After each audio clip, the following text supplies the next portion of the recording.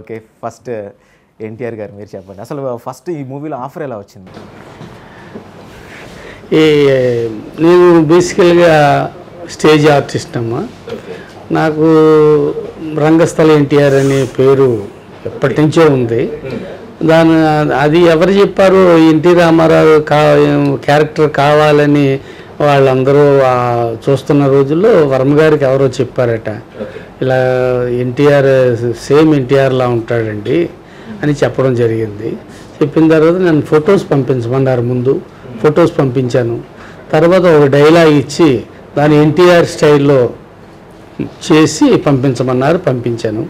పంపించిన ఒక 15 రోజుల దాకా మళ్ళీ ఎటువంటి కాళ్ళు నాకు రాకపోతే నేను అనుకున్నాను ఇంకా మనకి అవకాశం లేదు, మనకంటే బాగా చేసిన వాళ్ళు ఎవరన్నా దొరికారేమో అనుకున్నాను. 15 రోజుల తర్వాత నాకు ఫోన్ వచ్చింది వర్మ గారి దగ్గర నుంచి. షాక్.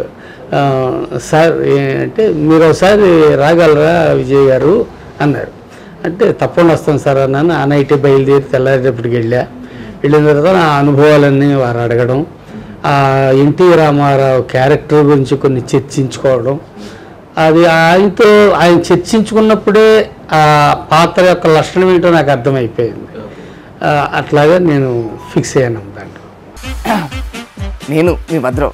మీరు చూసిన వీడియో నచ్చితే లైక్ కొట్టండి, ఇంకా బాగా నచ్చితే షేర్ కొట్టండి. Hi everyone, I'm Nandini Rai. Please do subscribe to i5 Network. Hi guys, this is Priyanka Jalkar. You're watching me on i5 Network. For more interesting videos and film updates, please subscribe to i5 Network. Hi, this is Ramya Paspaleti. Please subscribe to i5 Network. Please watch and subscribe i5 Network. Please subscribe to i5 Network. Hi, nenu mi Madhunandan. Please subscribe to i5 Network and please support i5 Network. Thank you.